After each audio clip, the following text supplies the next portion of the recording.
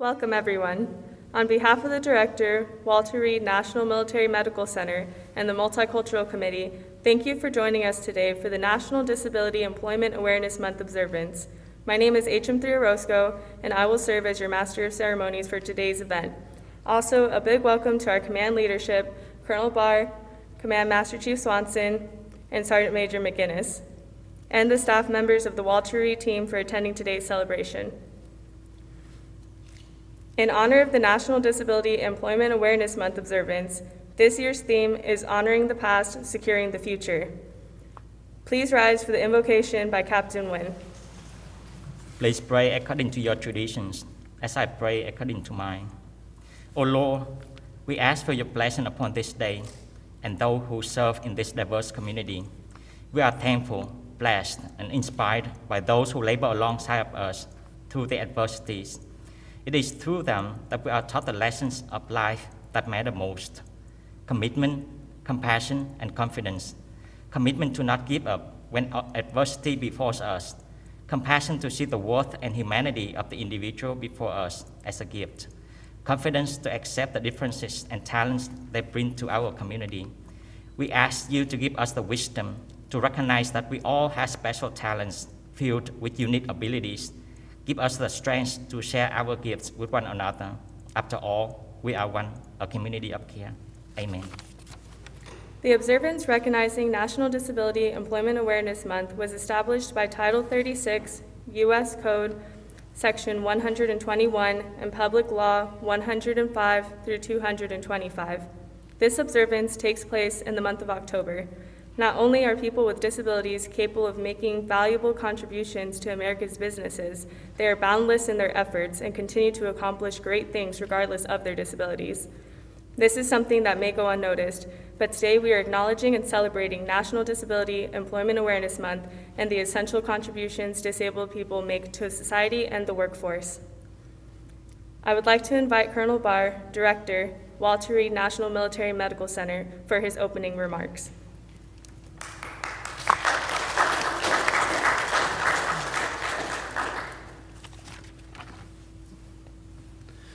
Well, welcome, and thank you for joining us today for our observance of National Disability Employment Awareness Month.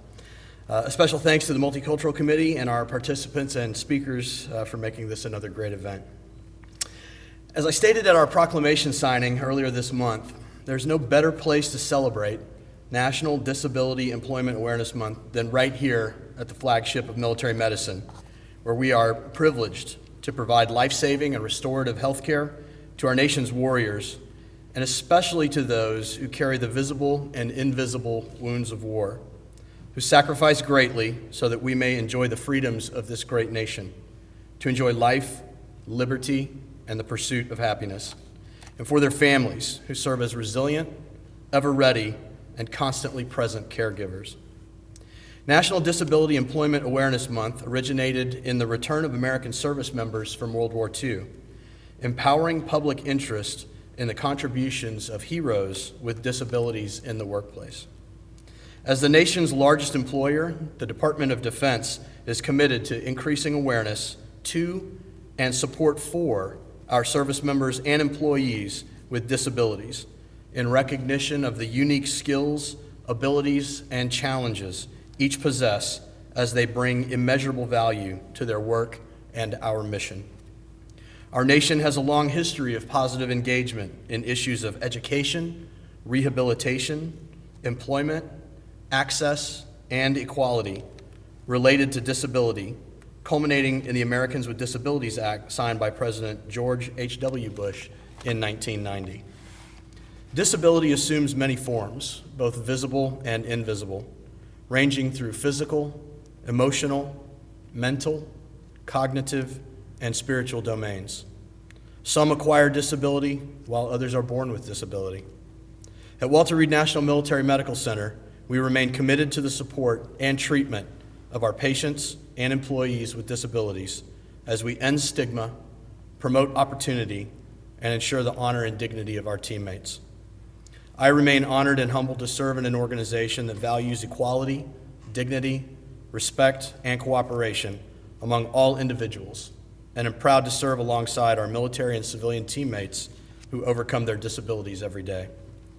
I would like to close today with a quote from President Barack Obama that seems appropriately fitting.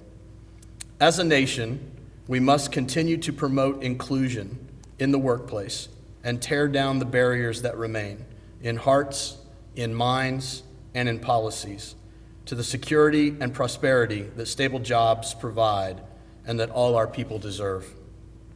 And we must actively foster a culture in which individuals are supported and accepted for who they are, and in which it is okay to disclose one's disability without fear of discrimination. Thank you again for joining us today.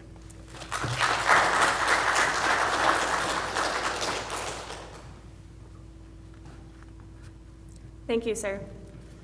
At this time, please welcome our first guest speaker, Staff Sergeant Retired Eliz Majitic, U.S. Army Operation Iraqi Freedom Combat Veteran, Purple Heart recipient. Good afternoon, all. Thank you very much for having me here. I really do appreciate it because this does mean a great deal to me. As she said, I'm a staff sergeant. My name's Jerry. I go by Jerry. Ellis is my real name, but I won't answer to that.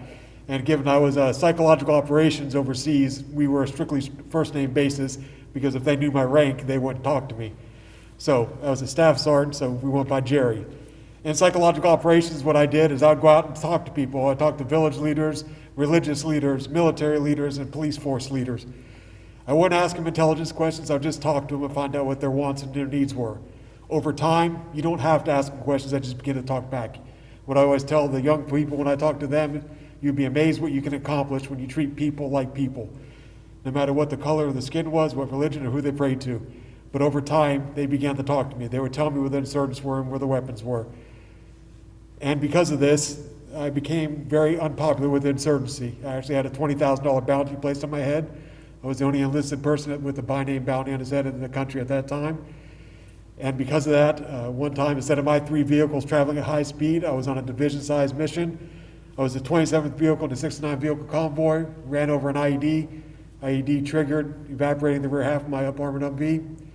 And before being evacuated 57 minutes later, I was shot once in the right shoulder and 3 times in the right leg. It was a rough day.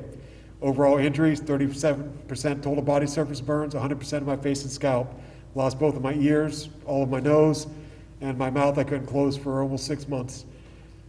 With reconstruction, some of my nose was rebuilt, but the ears, they could be rebuilt, but I chose not to. I had prosthetics for a short period of time. That sounds rough, and it was. Oh, my breastplate ruptured in my stomach. I lost a quarter of my stomach and a third of my intestines. The woman I was married to at the time, we weren't best friends or anything, but she always told me if I was injured overseas, she was going to leave me. So before I deployed, I did not give her power of attorney. When I was in the ICU after being injured, I wasn't allowed my soldiers that were with me that lived through the explosion. I lost 2. They lived through the explosion that day. When they came to visit me, they weren't allowed to tell me where I was at and what had happened to me. At that time, my then wife brought in a portable notary from outside the city of San Antonio and had me sign a power of attorney, where she took the SGLI money. Long story short, when I retired from the military 22 months later after multiple surgeries and a long time in the hospital, I was $1.3 million in debt and a single father. Yes, I had the children. So I had to start over again. I graduated top of my class in my business communications at a 3.98 GPA, magna cum laude, very well decorated, almost 20-year military career. I didn't think finding employment was going to be that difficult. I was wrong. At that time, there's a lot of negative stigmatism, 2007, 2008, a lot of people worried about post-traumatic stress and traumatic brain injuries, which I was diagnosed with both. But when I was getting interviews, a lot of them were over when I walked into the room. And I don't blame anybody for that, it's human nature, because my scarring was actually much worse then. My skin was much redder. So when I'd walk into a room, you could tell by the expression on people's faces, they didn't know what they were getting. So the interviews were over when I walked in the room. So it took me a long time, almost 2 years to find work. And that's when I met a gentleman, his name was Lawrence Dahl. He twice injured in Vietnam, and he was forced out of the Marine Corps because of his injuries the second time, because his injuries were so severe. Unlike most, after when he came back from Vietnam, he had a support group in the Virginia area, and he made a good deal of money in the real estate business. And because of this, when these wars started, he decided he didn't want us facing the same things they did when they came back from Vietnam. He didn't want us to have to face the same struggles and hurdles that they did. So he started a Wall Street firm. I went through his training program, and upon completion of this training program, I was offered a job with Citigroup and Deutsche Bank, but I decided I wanted to stay with our firm because I wanted the mission to continue. I wanted to make sure the next vet behind me had the same opportunities I did, because honestly, going back to work saved my life. People always think that the injuries and everything are the utmost on my mind, which they were bad, but obviously with everything that was taking place, with trying to raise the children as a single father and all that debt, there was a lot on my mind. What was the worst place for me to be? At home on the couch. My youngest daughter was a senior in high school. One was starting college. So sitting at home by myself was not a place for me to be. That's when I decided I wanted to go to work. And LD saved my life and gave me the opportunity to go back to work. Now, 10 years later, I'm the Senior Vice President of Business Development and Veteran Initiatives for a Wall Street firm. And I'm actually quite proud of that, because I think that's a pretty big step, right, from where I was 10 years ago. And now, because of where I'm at, we do a lot of activity on Capitol Hill. I've helped amend the laws of 7 states for service-disabled veteran-owned businesses, and I've helped create laws in 4 states for disabled veteran businesses. So it's important for you and anybody else to keep your head down and move forward no matter what happens in life. And when you have an opportunity to help the guy behind you, reach back and pull forward. That's what it's all about. And I thank you very much for having me.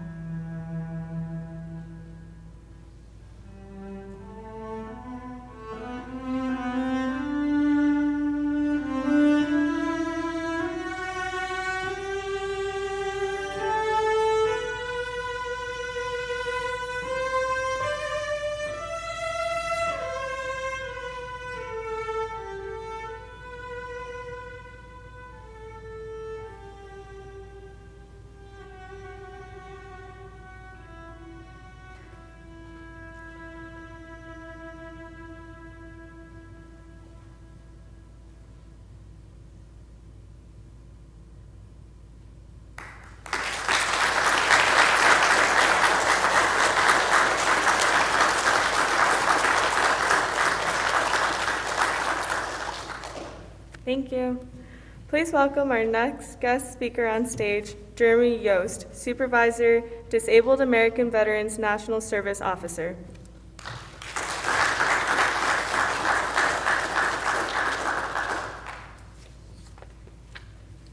Thank you, everyone. Good afternoon, ladies and gentlemen. My name is Jeremy Yost. I'm a United States Marine Corps veteran. I served in Afghanistan from 2009 to 2010.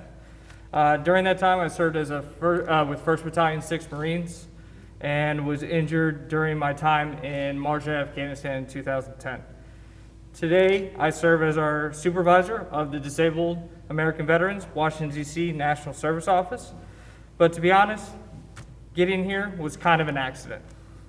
When I transitioned out of the Marine Corps, I set up to go to a trade school to learn how to be a motorcycle mechanic. During that time, I learned about what's called vocational rehabilitation, a known, vocational rehabilitation program with the VA on helping veterans get a job as with your disabilities, now known as the Veterans Readiness Employment Program. I applied for Voc Rehab to get my tools to help me with obtaining that job. But I was denied due to my disabilities from the military caused me not to be able to obtain employment because it would hinder me from keeping that job.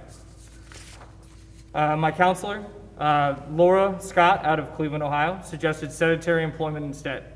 It just so happened that she also worked with the Disabled American Veterans to help veterans get disability claims.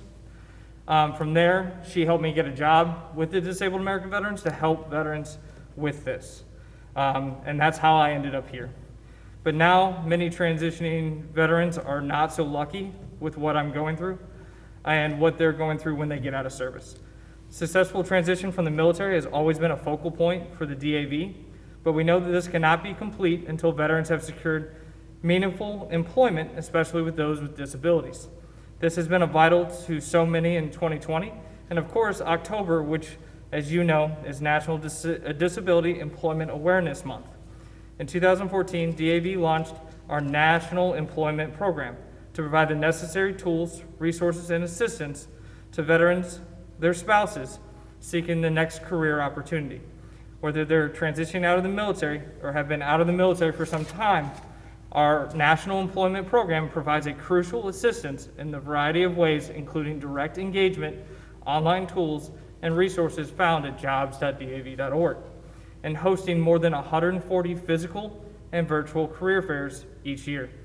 In March 2020, due to many safety precautions and the restrictions due to COVID-19 pandemic, DAV had to quickly pivot for a full schedule of physical career fairs and move to a full schedule of virtual career fairs through the end of 2020. This was compounded by the extreme spike in unemployment across the nation, but specifically with veterans of our community.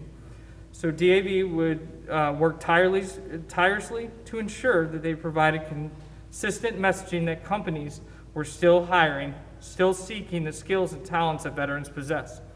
DAV has not wavered in hosting virtual career fairs. Our full schedule of events is available on jobs.dav.org, with prospective attendees can also go to register. Each week with our partner, Recruit Military, there's an online webinar provided that our offers and tours of virtual career fairs, environment, and answers to questions veterans and spouses have about navigating and making the most of their experience. Since 2014, DAV has hosted more than 680 career fairs with more than 155,000 jobs offering being extended for nearly 235,000 veterans and spouses who have attended. Our tools and resources found at jobs.dav.org include many companies we work directly with, resume tips, mentoring and entrepreneurship resources, and a job board with more than 200,000 current opportunities. Like DAV, work directly with hundreds of companies who are seeking the skills and talents that they know they can only find with the military and veteran community. So we also have dedicated resources for those companies, including our DAV guide to hiring and retaining veterans with disabilities. The guide was launched in 2017 and relaunched in October 2019 with the updated information. The hiring guide, which has been received so well in the veteran employer community, can also be found at www.jobs.dav.org. It is a free, practical solution guide to assisting companies who are challenged with obstacles or barriers in the hiring process, and it's provided to them with valuable tools and resources to overcome these hurdles often encountered. Also, DAV knows our nation is filled with outstanding companies who do so much of their veterans employees and their respective communities, which is why we take pride in recognizing those companies throughout our annual DAV National Commanders Outstanding Small, Mid-Sized, Large Employers of the Year Awards program. Whether it's your company or company you feel worthy of this prestigious award, you can also go to Employers section of jobs.dav.org under the Recognition tab and submit a nomination. Thank you for coming out today to listen to my story and learn of the great things this wonderful organization has done for our veteran community.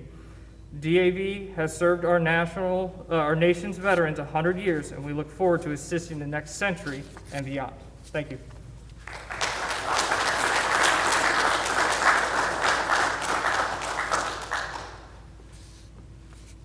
Thank you, Mr. Yost. At this time, I would like to invite Command Master Chief Swanson to give our closing remarks. Good afternoon. Thank you for taking time out of your day to observe National Disability Employment Awareness Month with us. I would like to thank both of our guest speakers. Thank you very much, sir. Thank you for having the courage to come here and share your stories with us. And ma'am, thank you for playing with us. That was absolutely beautiful. I would also like to thank our Multicultural Committee for organizing such an important event. This month, we recognize and celebrate our friends, families, and coworkers with disabilities and their contributions to our organization, our mission, and our country. As members of the United States military, we understand the importance of diversity and inclusion, and we are very proud to emulate our one-team philosophy here at Walter Reed National Military Medical Center. It is essential that we continue creating an environment in which Americans with disabilities have access and full participation in our workforce and economy and the ability to experience the benefits of those.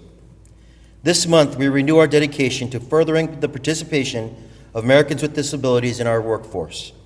We also reaffirm our commitment to fostering opportunity for every American to utilize their skills and talents in the workplace as they pursue their dreams and aspirations. Thank you all for attending today. It is an honor to serve alongside all of you. One team.